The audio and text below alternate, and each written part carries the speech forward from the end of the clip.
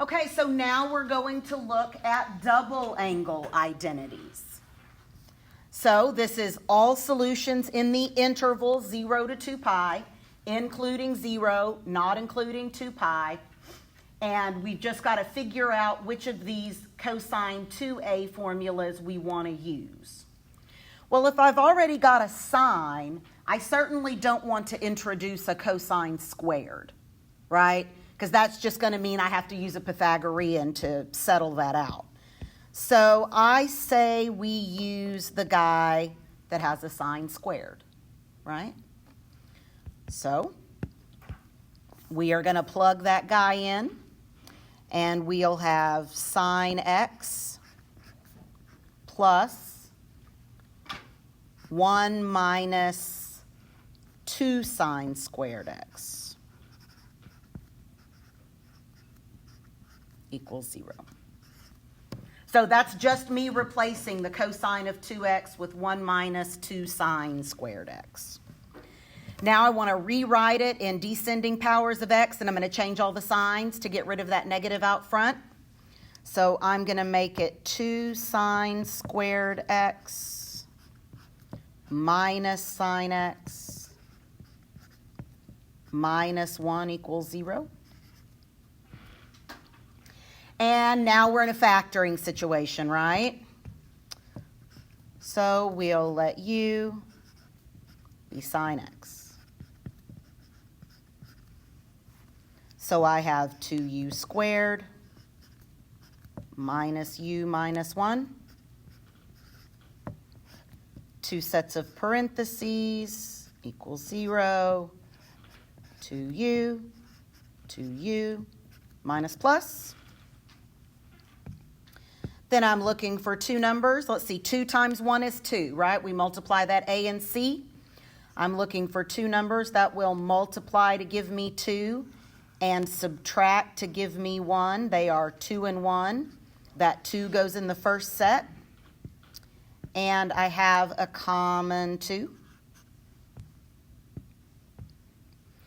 So I'm going to have, u minus 1 and 2u plus 1.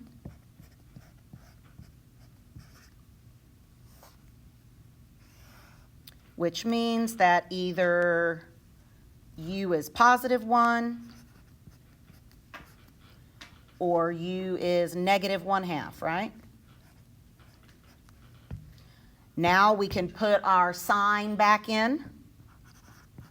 So either sine x is 1 or sine x is negative 1/2.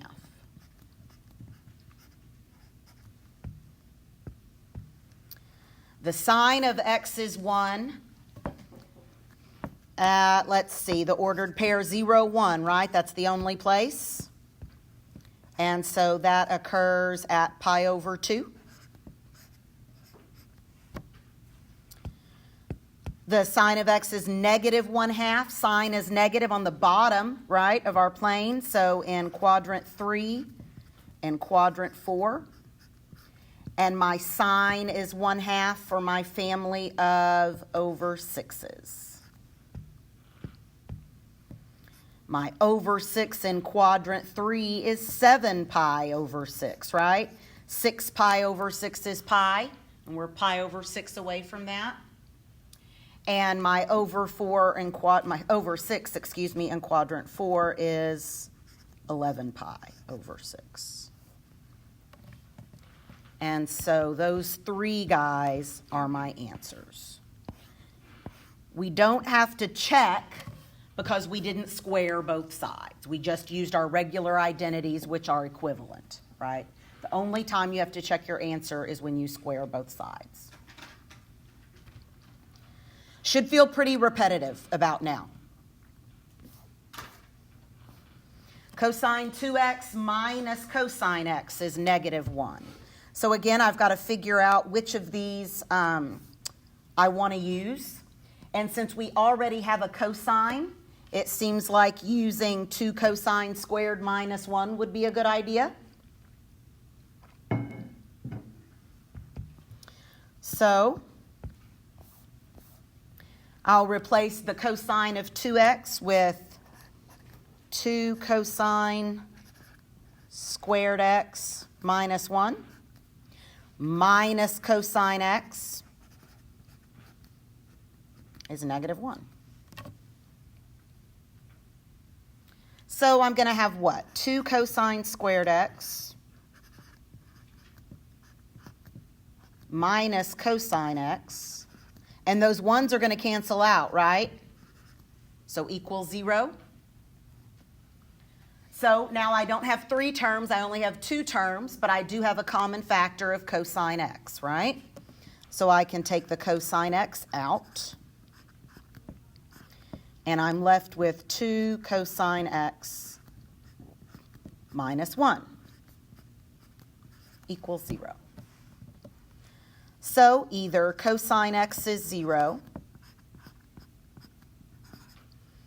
or cosine x is positive 1/2, right? Okay, so let's think about where cosine x is 0. Cosine x is 0 on my quadrantals, right? Top and bottom at pi over 2 and 3 pi over 2.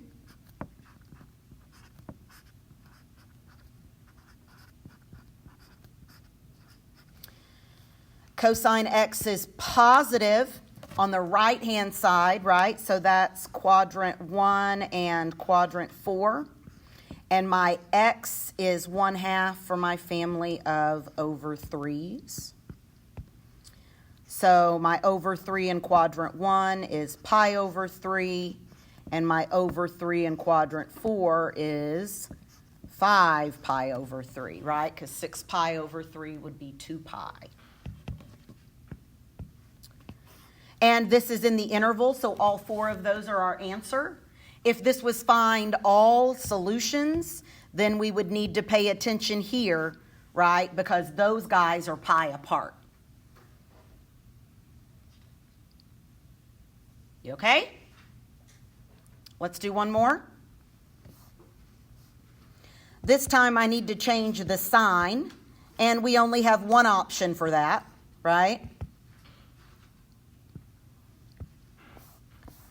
So we are going to have 2 sine x minus 2 sine x cosine x.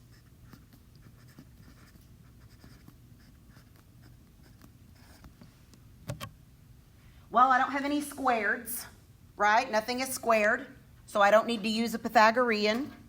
But what I do see is that I have common factors, right? A 2 and a sine x. So I'll factor those out. 2 sine x times 1 minus cosine x is 0.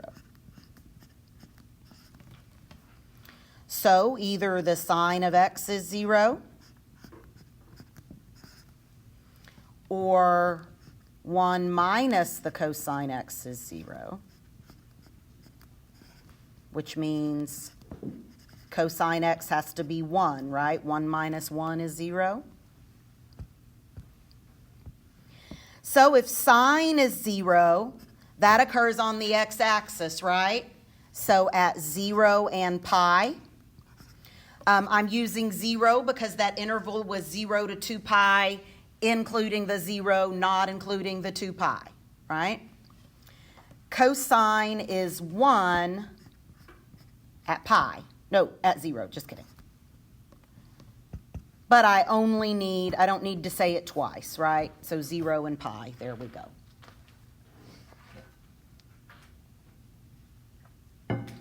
The only difference to the next part is they want all solutions here with this next problem type.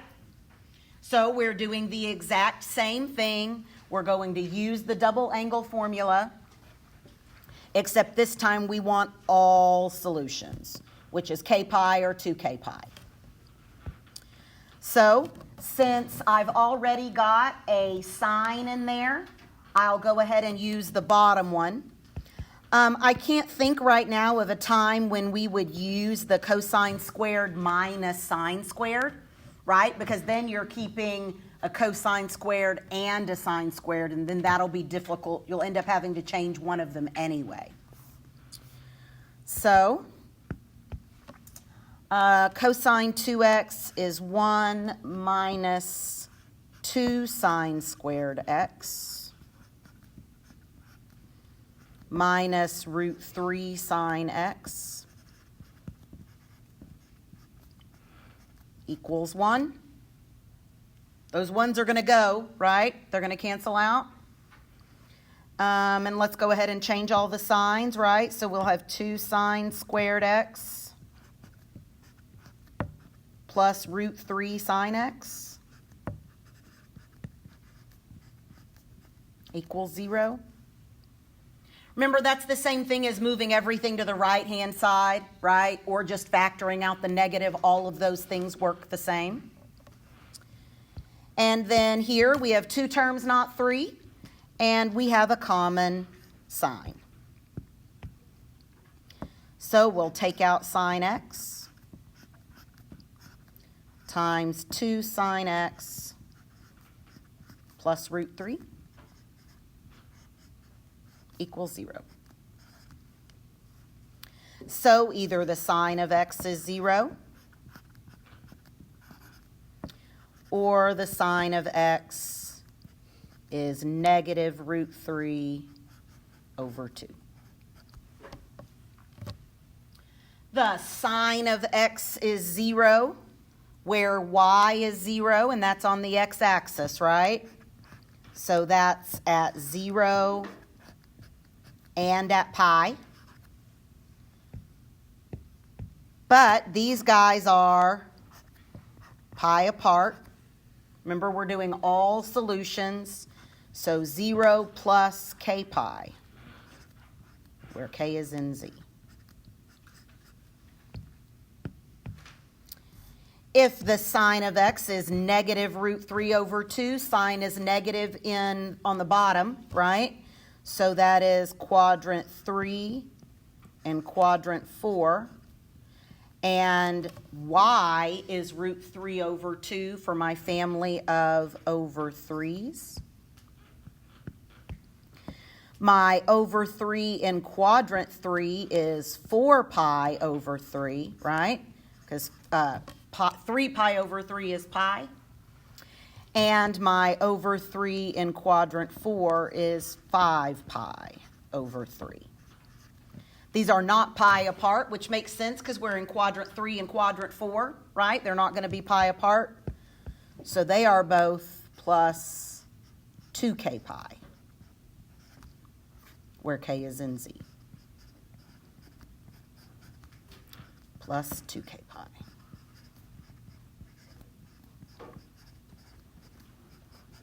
So we have 3 solutions here, and when you wrote them, you would just write them out and have them separated with a comma.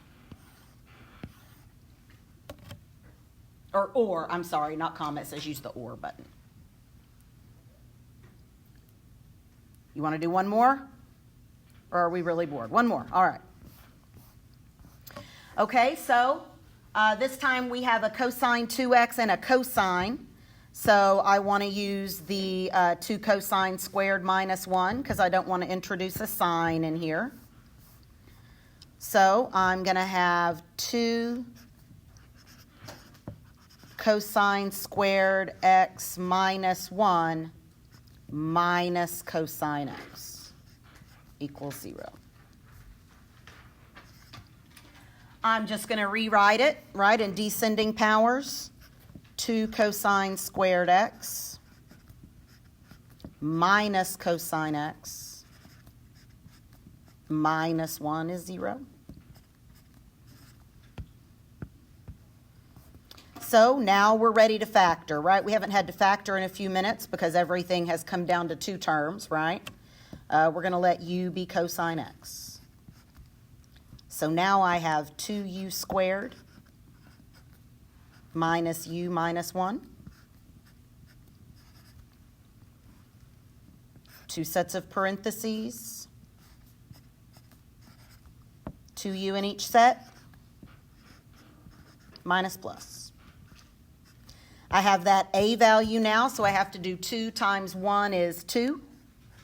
And I'm looking for two numbers that multiply to give me 2 and subtract to give me 1. That's 2 and 1. My 2 goes in the first set.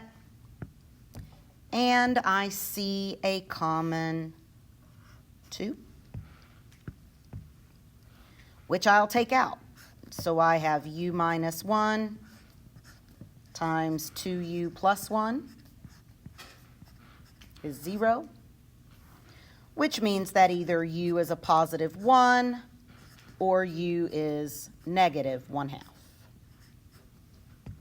And then we'll go back and pull our cosine back out, right? If u is 1, that means cosine x is 1, or cosine x is negative 1/2. Well, there's only one place where cosine is 1, right? And that's at the ordered pair 1, 0, which is at 0, right? So since there's not another one there, I already know this guy's getting a 2k pi.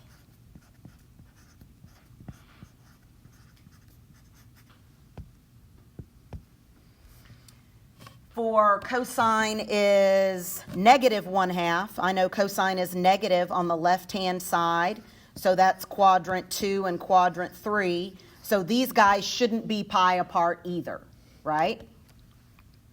And I know that my x value is 1/2 for my family of over 3's.